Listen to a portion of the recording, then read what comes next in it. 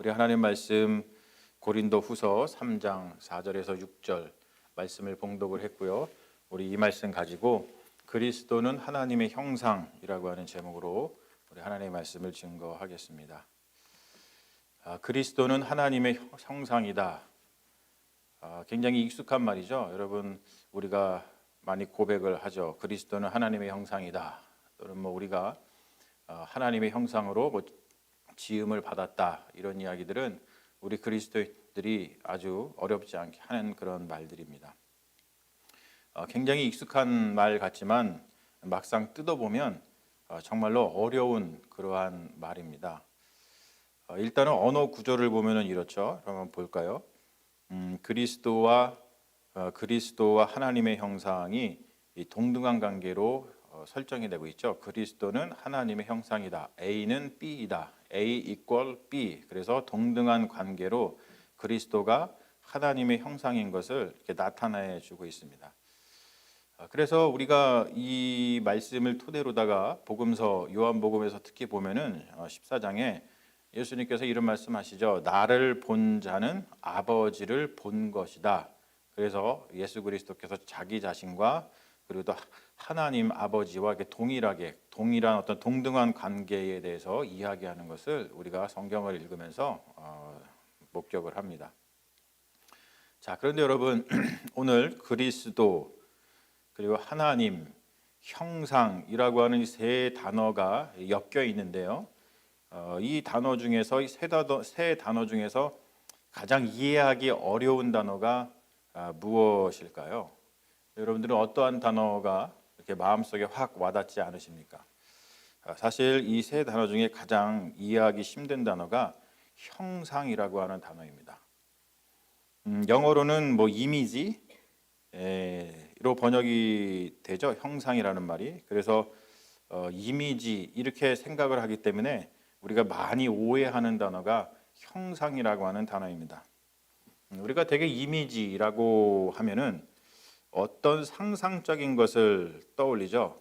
그리고 이미지는 어떠한 물체에 대해서 상상된 모사품 이런 것으로다가 이해가 됩니다. 그리고 이미지 그러면 그림 또는 영상 이런 것들을 떠올리죠. 그리고 우리가 또 이렇게도 쓰잖아요. 이미지를 어떠한 사람을 만나고 났을 때 친구가 묻죠. 야, 그 사람 이미지 어땠냐? 그런 식으로다가 우리가 이미지를 갖다가 씁니다. 형상, 이미지라고 하는 단어가 지금 제가 말하고 있는 이 현대인들에게는 지금 제가 위에서 열거한 이러한 용도로 쓰이고 있기 때문에 우리가 이 성경에서 그리스도는 하나님의 형상이다라고 하는 이 말을 굉장히 오해를 합니다. 뭐라고 오해를 하냐면 그리스도를 하나님의 어떠한 모사품, 이미지 그냥 이런 정도로다가 생각을 하죠. 그래서 그리스도를 보면 하나님의 이미지가 떠오른다. 이런 식으로다가 생각을 한다는 것이죠. 그리고 또 그리스도를 보면 하나님에 대한 인상을 볼 수 있다. 이런 정도로다가 생각을 한다는 것이죠. 여러분 이렇게 우리가 일상생활에서 쓰고 있는 그 언어를 가지고서 성경의 언어를 대입을 하다 보면은 이것 때문에 우리의 신앙이 매우 가벼운 것으로다가 이렇게 내려앉는 그런 불상사가 발생을 한다는 것이죠. 자, 그렇다면 제가 지금 문제를 제기하고 있는 것이 뭐냐면 그리스도는 하나님의 형상이다라고 할 때 형상이라는 말이 도대체 무엇을 가리키는 것인가 라는 것을 우리가 한번 집요하게 들여다봐야 된다는 것이죠.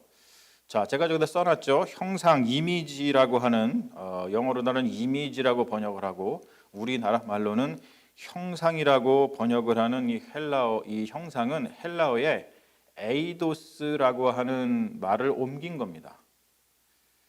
에이도스. 여러분 잘 기억하십시오. 에이도스라고 하는 헬라어를 한국말로는 형상이라고 옮기고 영어로는 이미지라고 옮겼어요. 그러다 보니까 그 뜻이 조금 어긋나 버렸다고 이야기하는 겁니다. 에이도스는 우리에게 잘 알려진 이데아라고 하는 말입니다. 이데아. 그러면 우리 학창 시절에 플라톤 철학을 조금이라도 우리가 좀 들어보셨죠? 플라톤 하면 이데아. 그리고 뭐 또 키에르케고르 하면 신합해선 단독자 뭐 이렇게 하면서 딸딸딸 그냥 이게 무슨 뜻인지도 모르고 그냥 외웠던 그런 기억이 나죠. 플라톤 하면 이데아 뭐 이게 그냥 떠오르는 것이 우리가 학교 교육을 통해서 받았던 것인데요.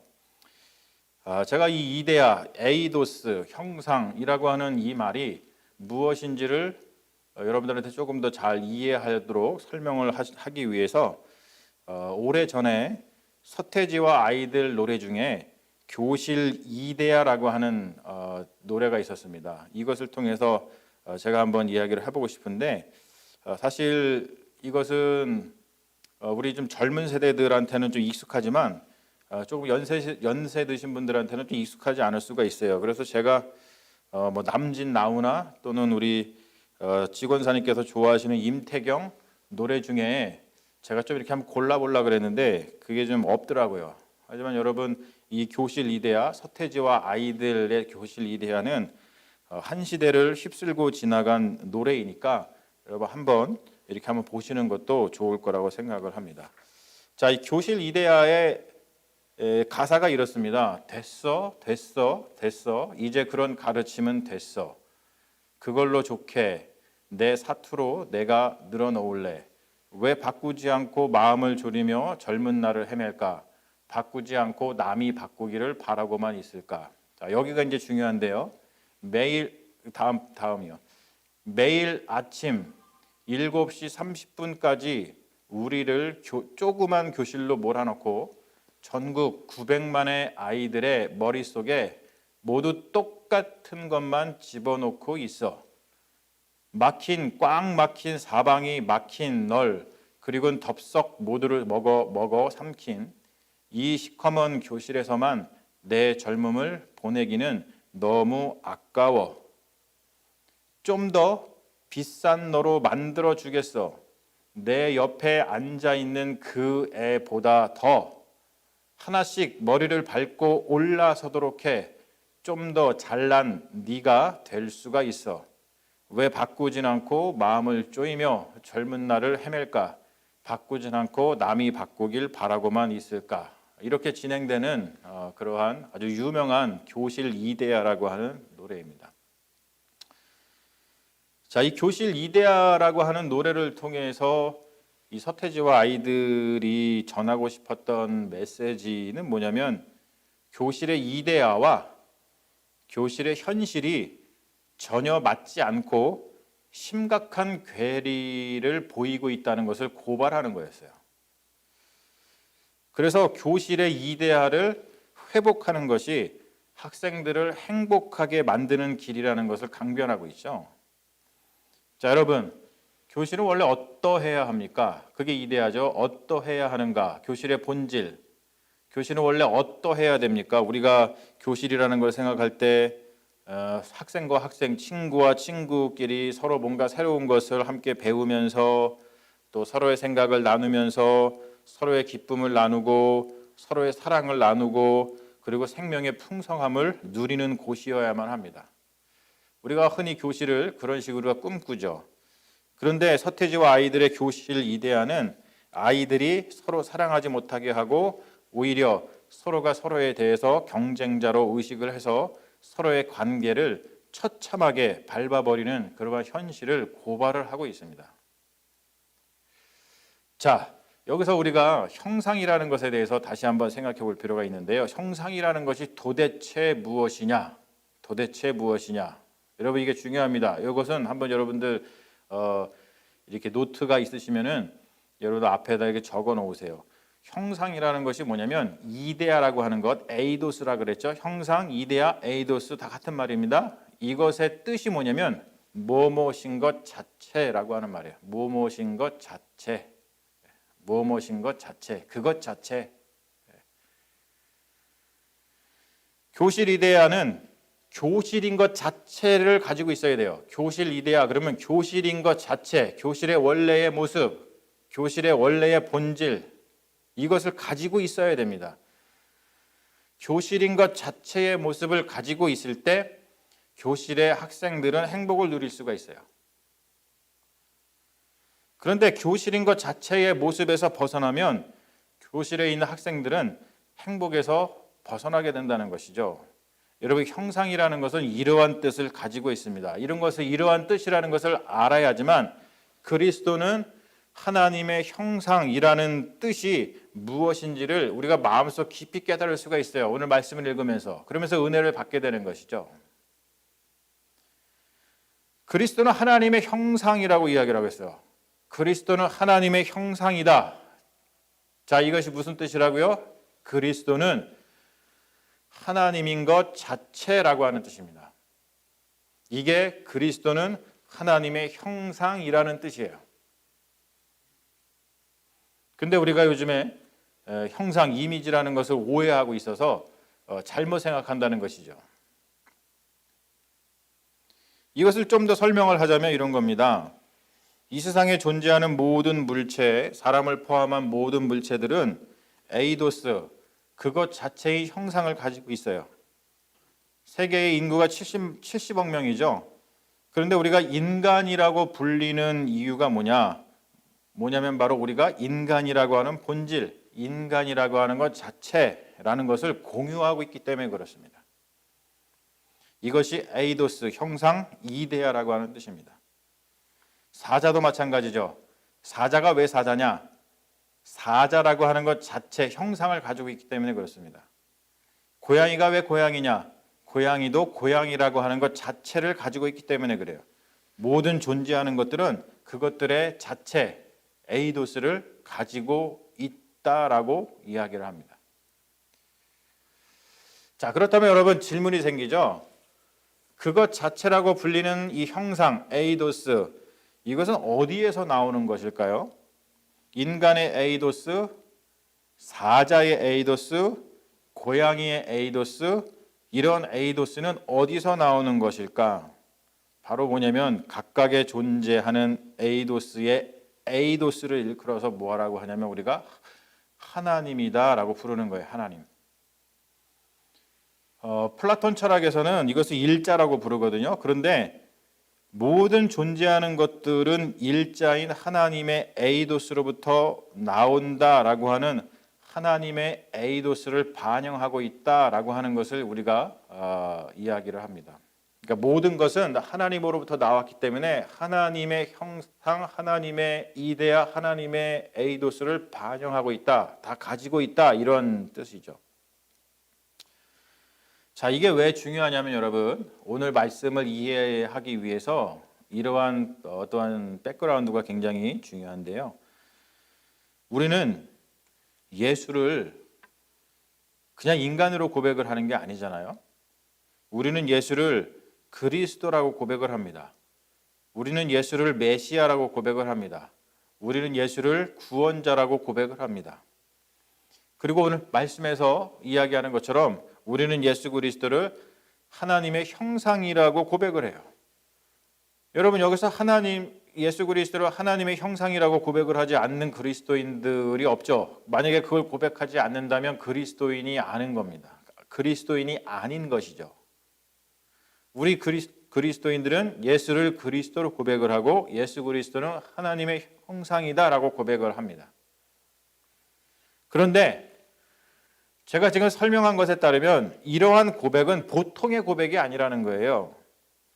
예수 그리스도가 하나님의 에이도스와 동일한 존재라고 하는 이 고백은 예수 그리스도께서 하나님 자체라고 하는 고백입니다.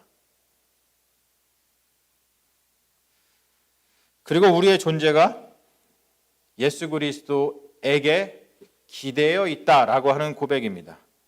그렇기 때문에 예수 그리스도는 우리 생명의 기원이시고 예수 그리스도는 우리 생명의 주인이시고 예수 그리스도는 우리의 구원자가 되실 수가 있는 것이죠. 우리의 생명 자체가 예수 그리스도의 존재 없이는 존재할 수 없기 때문에 그렇습니다. 이게 엄청난 고백이라는 거예요.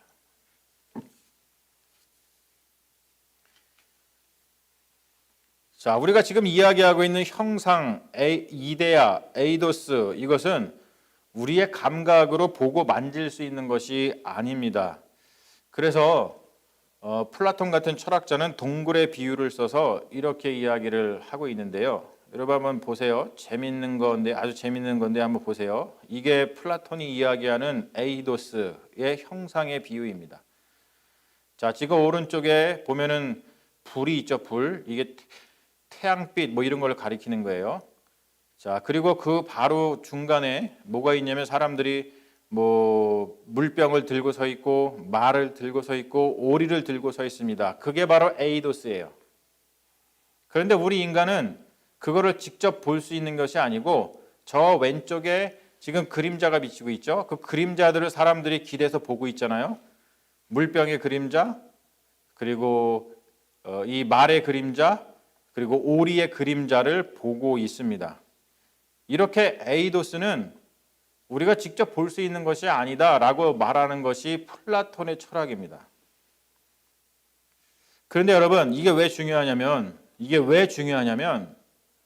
기독교 신앙은 지금 이렇게 플라톤의 철학이 말하고 있는 것에서 더 나아가서 매우 레디컬한 주장을 합니다. 매우 레디컬한 주장을 하는 거예요. 에이도스를 플라톤 철학에서는 우리가 직접 볼 수 없다라고 이야기하지만 우리 기독교에서는 뭐라고 이야기하는 거냐면 이 에이도스를 우리가 직접 봤다라고 이야기를 하는 거예요. 왜냐하면 그 에이도스가 우리에게 오셨기 때문입니다. 육신을 입고 그 에이도스가 우리에게 오셨다라고 이야기하는 것, 이런 것이 바로 기독교의 성육신 사건이죠. 플라톤이 말하는 구원은 인간이 죽어야지만 에이도스로 돌아갈 수 있는데 그것을 구원이라고 이야기를 합니다. 그런데 기독교는 완전히 다른 이야기를 합니다. 기독교는 죽어야지만 에이도스로 돌아가는 구원을 이룰 수 있는 것이 아니라 그 에이도스가 우리가 살고 있는 현실 속으로 들어왔기 때문에 그 에이도스, 즉 예수 그리스도, 하나님의 형상인 예수 그리스도를 알아보고 믿으면 죽지 않고 이미 구원받았다고 말하고 있는 것이 기독교의 신앙이에요.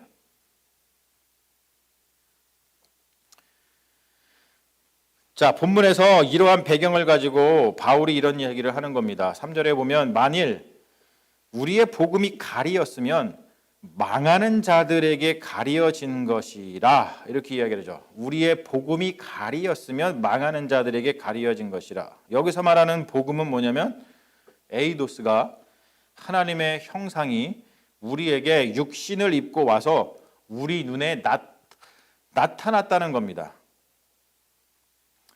여러분, 이 말 그대로 정말 기쁜 소식이에요. 이게 우리가 이 땅에서 아무런 소망 없이 살다가 그래야지만 에이도스로 돌아가서 구원을 얻게 될 것인지 또 얻지 못게 될 것인지 확신이 없어요. 그러한 삶을 살다가 기독교의 복음은 뭐냐면 에이도스가 하나님의 형상이 우리에게 와서, 하나님께서 우리에게 와서 그 에이도스를 우리가 알아보고 믿으면 지금 당장, 죽어서가 아니라 지금 당장 구원의 삶을 살 수 있다라고 이야기를 합니다. 그래서 예수님이 뭐라고 말씀하셔요? 나를 살아서 믿는 자는 영원히 죽지 아니하니라 말씀하시는 게, 그래서 이렇게 이야기를 하시는 겁니다. 여러분, 이거 자체가 얼마나 큰 기쁨입니까? 내가 구원을 받았는지 안 받았는지, 내가 죽은 다음에 내가 구원을 받았는지 안 받았는지, 그것도 죽어서야 알게 되는 그러한 구원의 상태를 내가 예수 그리스도를 통해서 죽지 않은 상태에서 내가 지금 구원받은 존재로 살아갈 수 있다는 것 자체, 여러분, 이것이 우리에게 큰 기쁨인 줄로 믿습니다. 복음이 가리었다는 것, 사도 바울이 지금 이야기하는 우리의 복음이 가리었으면 망하는 자들에게 가리어진 것이다 라고 할 때 복음이 가리었다라고 하는 것은 구원의 현재성, 구원을 지금 바로 이 자리에서 누리는 기쁨, 구원이 지금 우리 앞에 와 있는데 그것을 알지 못하는 그것을 갖다가 구원이 가리워졌다라고 표현을 하는 겁니다. 그러니 여러분, 구원의 현재성, 지금 우리가 구원을 누리고 살아갈 수 있다라고 하는 이 구원의 현재성을 모르는 사람들은 아무런 소망 없이 죽기만을 기다릴 뿐이겠죠. 여러분, 얼마나 이러한 인생은 불쌍한 인생입니까? 그러나 에이도스가 지금 여기에 오셨다는 것을 안 사람들, 복음을 받아들인 사람들의 인생은 이미 살아서 구원에 들어간 인생이기 때문에 죽음을 기다릴 필요도 없고 죽음이 두렵지도 않고 이미 영원한 생명 에이도스 안에 들어갔기 때문에 우리가 살아가는 삶 자체가 그 말 자체로 어메이징한 것입니다. 위에서 언급한 서태지와 아이들의 교실 이데아를 통해서 조금 다시 설명을 해보면 이런 것이죠. 교실 이데아에서 묘사되고 있는 아이들의 교실 이데아는 온전한 삶을 누리고 살지 못하고 있죠. 그들은 에이도스 이데아에서 한참 벗어난 삶을 살아가고 있습니다. 그렇다 보니까 교실에서 산다는 것 자체가 그들에게는 지옥입니다. 빠져나오고 싶은 지옥이죠. 매일 아침 7시 30분까지 아이들을 조그만 교실로 몰아넣고 전국의 모든 아이들 900만의 아이들한테 모두 똑같은 것만 집어넣고 무엇보다도 좀 더 비싼 너를 만들어 주겠다고, 네 옆에 앉아있는 그 친구보다 더 비싼 사람으로 만들어 주겠다고, 그리고 하나씩 머리를 밟고 올라서도록 친구의 머리를 밟고 올라서도록 좀 더 잘난 너를 만들어 주겠다고 이야기하는 작금의 교실, 그 교실에서 사는 것 자체가 지옥이라는 뜻입니다.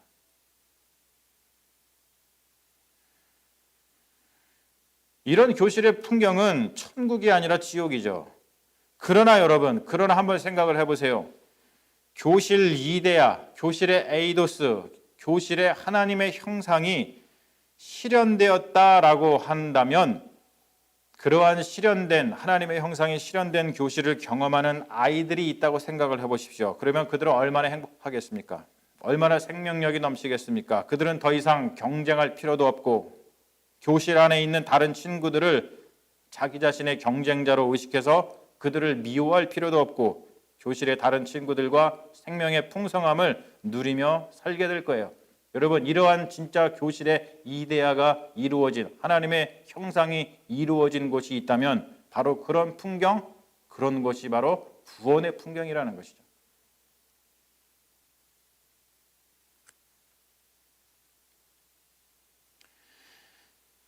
예수 그리스도는 하나님의 형상이시다. 즉 예수 그리스도는 이데아의 실현이다, 에이도스의 실현이다 라고 하는 이 말씀, 구원의 실현이다 라고 하는 이 말씀, 우리가 정말로 예수 그리스도에게서 하나님의 에이도스, 그 생명의 깊이, 그 생명 그 자체, 그 생명의 풍성함, 여러분, 이것을 우리가 예수 그리스도에게서 경험을 했다면, 그렇다면 우리는 더 이상 이 세상에서 발생하고 있는 문제들을 통해서 일비하거나 그 문제들에 압도당하지 않을 겁니다. 그러나 여러분, 우리의 모습을 한번 돌아보십시오. 우리가 얼마나 자주 예수 그리스도를 믿는다고 하면서도, 예수 그리스도를 믿어서 구원받았다라고 하면서도, 예수 그리스도를 통해서 하나님의 형상, 하나님의 에이도스를 경험했다라고 하면서도, 우리가 이게 신앙의 고백이잖아요. 우리는 예수를 믿습니다. 우리는 예수를 받아서 구원받았습니다. 예수 그리스도를 통해서 하나님의 형상을 우리는 맛보았습니다 라고 하는 것이 여러분 우리의 신앙의 고백이지 않습니까? 그렇다라고 하면서도, 즉 이미 내가 천국을 살고 있다라고 이야기하면서도, 그렇게 고백을 하면서도, 그러면서도 우리는 여전히 이 세상의 일들에 의해서 압도당하여 얼마나 두려움 가운데 살고 있습니까?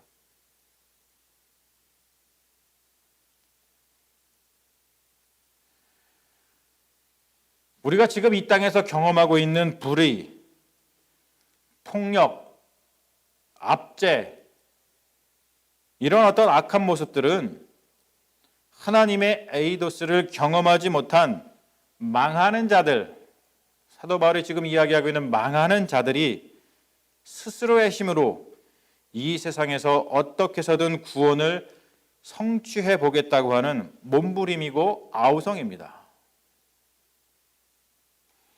왜 세상 사람들은 옆에 있는 사람들, 이웃들을 도와주기는커녕 그들에게 불의를 저지르고 폭력을 가하고 그들을 압제합니까?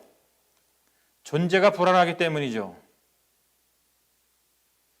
내가 저 사람의 것을 조금 더 빼앗아서 가지고 있어야지 나의 삶이 안정을 누릴 수 있다고 하는 거짓된 착각, 거짓된 구원에 사로잡혀 있기 때문에 그렇습니다. 에이도스를 경험하지 못했으니까, 하나님의 형사, 하나님의 생명을 경험하지 못하니까 그런 사람들에게는 구원이 묘연한 것이죠. 이 세상에서 벌어지고 있는 모든 악한 일들은 자기 자신이 스스로 이루려고 하는 그 구원의 성취에 대한 욕망일 뿐입니다.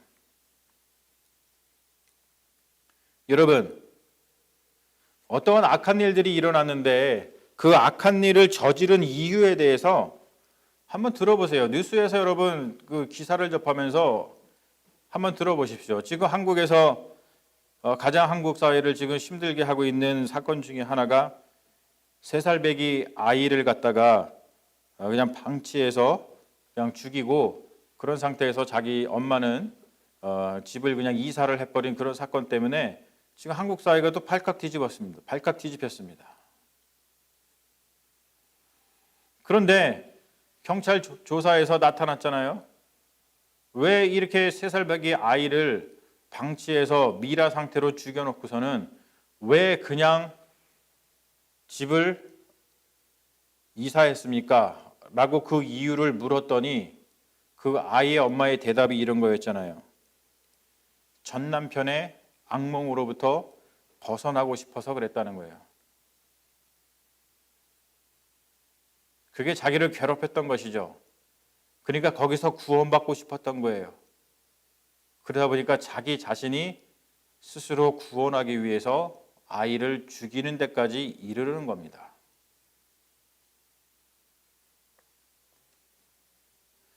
제가 지금 이 엄마를 단순히 비난하는 것이 아닙니다. 여러분, 우리가 다 이러한 비극 가운데 산다는 것이죠. 하나님의 생명을 경험하지 못하고 예수 그리스도께서 하나님의 형상이라는 것을 알지 못하는 자들은 누구나 다 이렇게 살 수 있어요. 자기가 자기의 구원을 스스로 이루려다가 망하는 것이죠. 갈치 울고 싶은 비극적인 현실입니다. 여러분, 우리가 그리스도인이라면 뉴스에서 이러한 기사를 접할 때마다 우리는 같이 울어야 됩니다.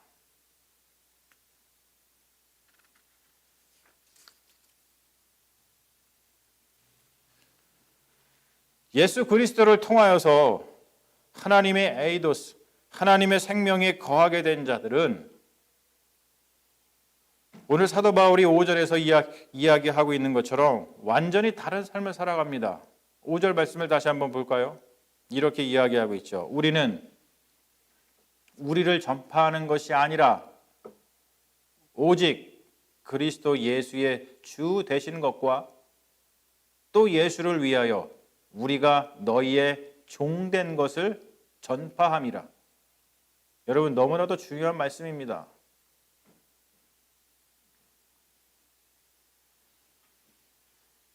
예수 그리스도를 통하여서 하나님의 에이도스, 하나님께 예수 그리스도가 하나님의 형상인 것을 경험하지 못한 사람은 자기 스스로 구원을 이루어야 하기 때문에 자기 자신을 전파합니다.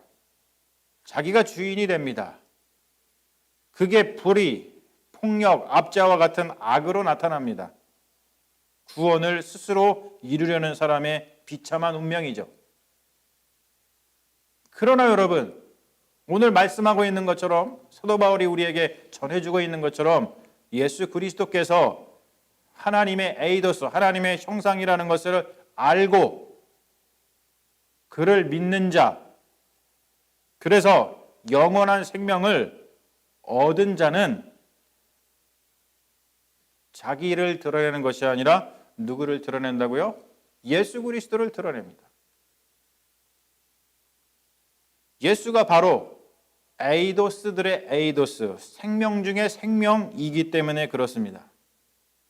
내가 드러나면 악을 드러낼 뿐이지만 생명 중에 생명이신 예수 그리스도께서 드러나면 거기에는 구원이 발생을 합니다.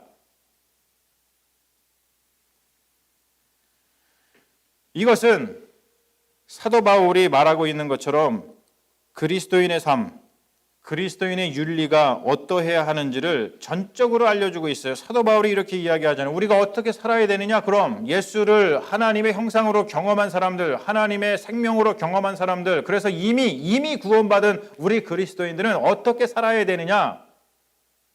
사도 바울은 어떻게 살아야 되는지 이렇게 이야기를 합니다. 우리는 예수를 위하여 우리가 너희의 종된 것을 전파하노라. 종으로 살아야 된다는 거예요. 종으로. 주인으로 사는 게 아니라 종으로 살아야 된다.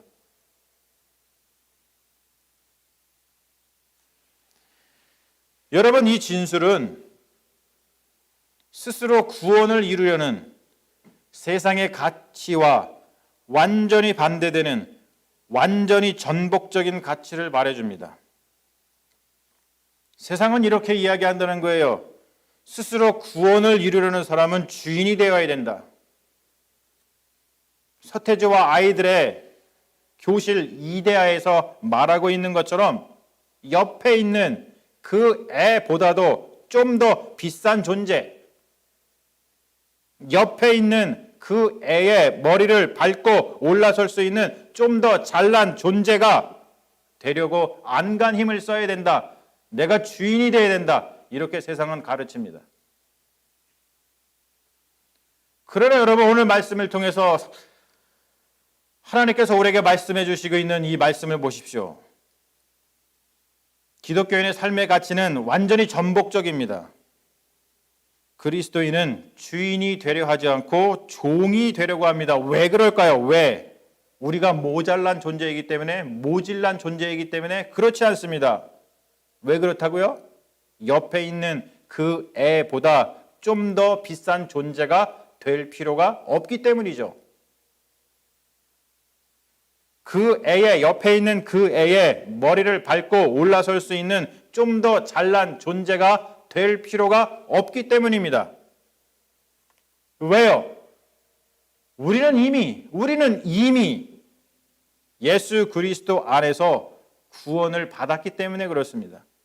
우리는 이미 영생으로, 영원한 생명으로 들어갔기 때문에 그렇습니다. 여러분, 그러한 삶을 살고 있는 그리스도인들에게 무슨 다른 구원이 필요합니까?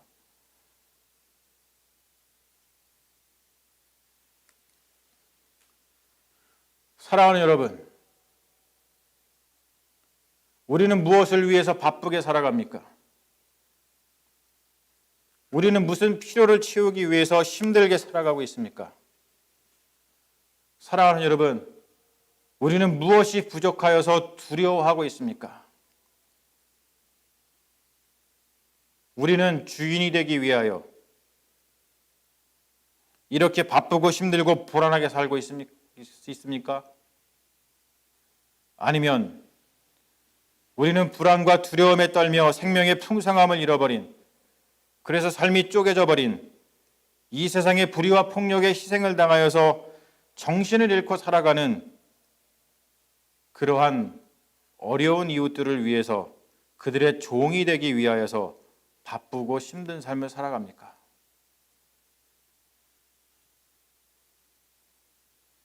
세상이 조장하는 불안과 두려움과 이러한 것들에 휩쓸려서 이리저리 휘둘리는 삶을 산다면 여러분, 우리는 아직 예수 그리스도를 통하여 우리에게 계시된 하나님의 에이도스, 하나님의 형상을 경험하지 못한 것입니다. 그러나 우리가 진실로 예수 그리스도를 통하여서 하나님의 생명을 경험했다면, 하나님의 존재를, 하나님의 에이도스를 경험했다면 우리는 불안과 두려움에 휩쓸려 살아가는 것이 아니라 오히려 불안과 두려움에 휩쓸려 있는 이웃들에게 소망과 사랑과 자유를 가져다 주기 위해서 각자의 삶의 자리에서 종의 모습으로 고군분투하는 삶을 살아가게 될 것이라 믿습니다. 그러니 여러분, 사랑하는 여러분, 사는 게 바쁘십니까? 바쁠수록. 사는 게 불안하십니까? 불안할수록. 여러분들 요즘에 삶이 불안하십니까? 두려움에 떨고 계십니까? 그러한 바쁨과 불안과 두려움에 휩쓸리지 마시고, 그럴수록 여러분들의 삶이 바쁠수록, 여러분들의 삶이 불안할수록, 여러분들의 삶이 두려울수록, 그럴수록 우리의 믿음을 온전케 하시는 하나님의 형상 예수 그리스도를 바라보십시오. 하나님의 형상 예수 그리스도께서 우리를 주인이 되고자 하는 불안하고 두려운 마음에서 종이 되고자 하는 영광스러운 마음으로 우리를 잠잠케 하실 거라고 믿습니다. 사랑하는 여러분, 단 1분이라도 좋으니까 여러분의 삶의 자리에서 촛불을 켜고 하나님의 형상이신 예수 그리스도의 구원 안에 푹 잠겨 보십시오. 단 1분이라도 좋으니까. 여러분의 삶을 한번 돌아보세요. 내가 하루를 시작하면서 단 1분이라도 촛불을 켜놓고 예수 그리스도의 구원 안에 푹 잠겨서 내가 하루를 시작하고 있는지, 아니면 그냥 해야 될 바쁜 일들 때문에 분주하게 하루를 시작하는지 한번 돌아보십시오. 하지만 여러분, 주님의 이름으로 권면합니다. 부탁합니다. 단 1분이라도 좋으니 촛불을 켜고 하나님의 형상이신 예수 그리스도의 구원 안에 푹 잠겨 보십시오. 왜냐하면 여러분, 구원은 예수 그리스도로부터 나오기 때문입니다. 그 구원에 잇대어 사십시오. 예수 그리스도 안에서 지금 예배드리고 있는 우리 모두는 이미 구원받았습니다. 그래서 우리가 하는 모든 일은 더 이상 자기 스스로가 자기 자신을 구원하고자 하는 성취가 될 수가 없습니다. 오히려 우리는 이미 구원받은 자로서 모든 것을 다 은혜로 하고 놀이로 하죠. 그러니 여러분,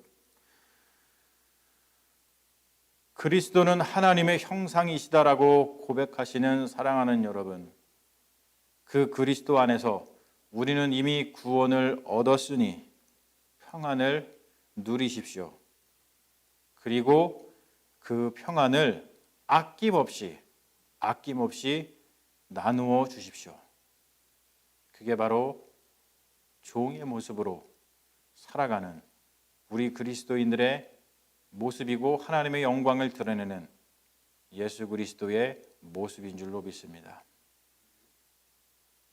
우리 같이 기도하겠습니다. 주님, 그리스도는 하나님의 형상입니다. 그리스도는 하나님인 것 자체입니다. 그 하나님께서 우리에게 육신을 입고 오셨습니다. 우리는 더 이상 하나님에게로 돌아가기 위하여 죽을 필요 없이 지금 이 순간 하나님의 형상인 그리스도를 믿으면 그 안에서 하나님에게로 돌아간 구원받은 존재로 살아갑니다. 하나님의 형상인 그리스도 안에서 이미 구원받은 우리들에게 더 이상의 구원은 필요 없습니다. 그렇기 때문에 우리는 세상 사람들이 자기의 힘으로 자기 구원을 이루기 위하여 주인이 되려고 할 때 우리는 예수 그리스도처럼 자기를 낮추어 종이 될 수 있는 것이라 믿습니다. 온갖 악한 일을 생산해내어 서로 사랑하지 못하게 하는 주인의 모습을 십자가에 못 박게 하시고 오직 예수 그리스도만 전파하게 하시며 악에 의해 고통당하는 이들을 섬기는 종이 되게 하셔서 그리스도의 얼굴에 드러난 하나님의 영광을 드높이는 주님의 백성, 주님의 자녀들이 되게 하옵소서. 종의 모습으로 오셔서 십자가에 달려 주님의 영광을 드러내어 우리를 구원하신 예수 그리스도의 이름으로 기도합니다. 아멘.